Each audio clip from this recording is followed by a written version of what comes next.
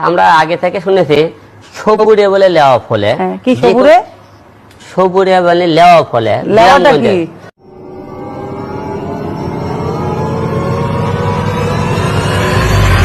আমার বাল